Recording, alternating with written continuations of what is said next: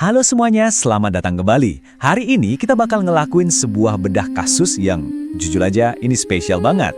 Kita akan membedah tuntas hasil analisa laboratorium tanah masam dan pupuk cair basa milik Bapak Budi Raharjo. Jadi kita nggak bakal cuma ngomongin teori pertanian yang ngebosenin ya. Kita bener-bener akan membedah misteri kimiawi di dunia nyata pakai data aktual untuk mendiagnosis lahan yang nyaris mati dan menemukan resep penyelamatannya. Coba bayangin skenario ini ya, Anda punya lahan pertanian, udah kerja keras banting tulang tiap hari, tapi tanamannya tumbuh kerdil, daunnya pada kuning, dan perlahan-lahan mati tanpa alasan yang jelas. Pernah ngalamin? Seringkali biang keroknya itu adalah pembunuh diam-diam yang ada di dalam tanah itu sendiri, yaitu tingkat keasaman yang super ekstrim. Nah, pertanyaan besar yang bakal kita pecahkan bareng-bareng hari ini adalah, gimana coba cara nyelamatin tanah yang ibaratnya udah diambang kematian gara-gara asam ini? Oke, mari kita langsung selami data otentiknya. Ini bukan data sembarangan loh, ini laporan resmi dari Departemen Tanah Fakultas Pertanian UGM di Yogyakarta. Ada dua laporan kunci di sini yang bakal memandu investigasi kita. Yang pertama, rekam jejak tanah dari bulan April 2026, dan yang kedua, formulasi sampel pupuk cair dari bulan Mei di tahun yang sama. Kita mulai langkah pertama kita ya. Bagian 1, mengungkap data lahan masam. Kalau kita anggap lahan ini sebagai seorang pasien, wah sang pasien ini kondisinya udah kritis banget. Angka pH tanahnya nyentuh 3,81. Sebagai perbandingan aja nih, tanah yang sehat itu biasanya ada di angka netral, sekitar 6 atau 7. Angka 3,81 ini, itu kira-kira sama asamnya kayak cuka apel atau jus tomat yang Anda tuang langsung ke kebun Anda. Ngeri kan? Ini benar-benar lingkungan yang korosif dan mematikan buat akar tanaman. Kalau kita bedah datanya lebih dalam, kelihatan banget ada pola terbalik yang sangat berbahaya antara pH dan aluminium atau yang disebut ALTE. Jadi gini, waktu pH-nya anjlok ke level 3 atau 4, angka aluminiumnya malah melonjak tajam, konsisten di atas 10 mili-ekuivalen persen. Satu-satunya pengecualian itu ada di sampel 2. Begitu pH-nya agak mendingan di angka 5,33, kadar aluminiumnya langsung jatuh ke angka 1. Terus, sebenarnya aldoid ini apa sih? Kok bahaya banget?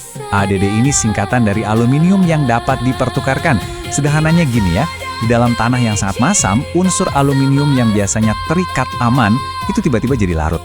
Nah, pas dia larut, dia berubah jadi sangat beracun buat tanaman. Angka di atas 10% pada tanah Pak Budi tadi, pada dasarnya ngebentuk semacam tembok penghalang yang beracun. Racun ini benar-benar mencekik ujung akar tanaman, bikin mereka nggak bisa tumbuh, dan otomatis menghentikan asupan nutrisi dan air. Tapi tenang, setiap penyakit pasti ada obatnya kan? Kita masuk ke bagian 2, solusi pupuk cair basa. Kurang dari sebulan setelah diagnosis tadi keluar, laboratorium berhasil meracik sebuah intervensi kimiawi yang luar biasa. Coba tebak pH-nya berapa? 9,34. Bayangin kontrasnya. Dari tanah yang sekarat di keasaman 3,81, kita sekarang punya peluru penawar yang sangat basah di angka 9,34. Ini udah pasti bukan pupuk sembarangan.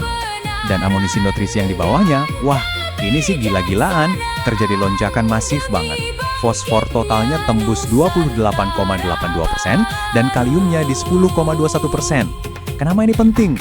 Karena fosfor ini tugasnya merekonstruksi akar yang sebelumnya hancur lebur gara-gara aluminium tadi, sementara kalium itu yang ngunci daya tahan tanaman supaya bisa balik produktif lagi. Tapi bantuannya nggak berhenti di situ aja. Laporan lab juga mengonfirmasi adanya pasukan nutrisi pelengkap. Ada nitrogen di kisaran 2% buat mulihin dedaunan yang kuning, ditambah belasan ppm kalsium dan magnesium. Formulasi ini tuh benar-benar ibarat paket infus darurat yang lengkap. Nggak cuma diciptakan buat membunuh keasaman, tapi juga langsung nyuatin tanaman yang lagi kelaparan parah. Nah, sekarang kita sampai di klimaks ceritanya.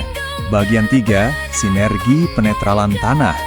Apa yang persisnya terjadi secara kimiawi kalau dua hal ekstrim ini dicampur? Di satu sisi, kita punya sumber petaka, tanah masam dengan pH 3,81 dan racun aluminium tinggi. Di sisi lain, sang penawar sempurna, pupuk dengan pH 9,34 dan fosfor nyaris 30%. Pupuk ini emang secara sengaja direkayasa untuk berbenturan langsung dengan toksisitas tanah tersebut. Mari kita urutkan gimana proses sinergi ini terbangun secara bertahap. Langkah pertama, pH basa yang tinggi dari pupuk langsung bereaksi menetralkan keasaman tanah yang ekstrim tadi. Begitu tanahnya mulai netral, kita masuk ke langkah kedua, daya larut aluminium secara otomatis anjlok. Efek racun yang nyekek akar langsung hilang. Dan akhirnya di langkah ketiga, karena racunnya udah minggat dan pH-nya normal, Nutrisi masif kayak fosfor dan kalium kini ibarat terbuka kuncinya. Mereka siap diserap sepenuhnya oleh akar tanaman. Masuk akal banget kan? Jadi, kalau ada satu poin krusial yang bisa kita petik dari bedah kasus lahannya Pak Budi Raharjo, itu adalah kalimat ini. Pertanian yang sukses berakar pada keseimbangan kimia yang akurat berbasis data. Lewat uji lab ini, kita jadi tahu kalau bertani itu bukan tebak-tebakan buta. Ketika kita tahu akar masalahnya lewat data, kita bisa ngerancang solusi yang benar-benar spesifik dan efektif. Sama kayak merekayasa pupuk ber-pH 9,34 tadi. Dan ini bawa kita ke satu pertanyaan penting sebagai penutup. Buat Anda yang punya lahan atau berkecimpung di dunia pertanian, selama ini, apakah Anda cuma menebak-nebak apa yang bikin tanaman gagal? Atau Anda udah pernah benar-benar menguji dan melihat data kimiawi tanah Anda secara langsung? Rahasia kesuburan itu nyumput di dalam data, teman-teman. Teruslah menggali, teruslah cari keseimbangan itu. Terima kasih udah ngikutin bedah kasus kita hari ini, dan sampai jumpa di analisis bedah kasus berikutnya.